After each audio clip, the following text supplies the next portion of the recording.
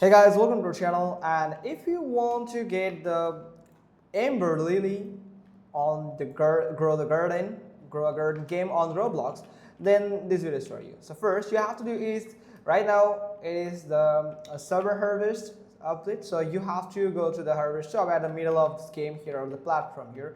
Now simply click on E and you have to simply click on show me the shop here, and sometimes it will appear in this section when you have level up on this shop here. So you can find the Ember Lily.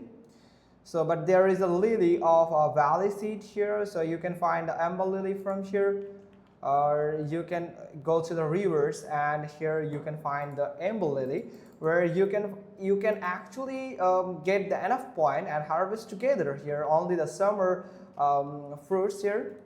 You have to submit the plant here. When you submit it, after the update, you can see that next summer, this next time after end of this timer here, you can find the river. So if you have more river from here, then you will be able to get the Ember Lily from here.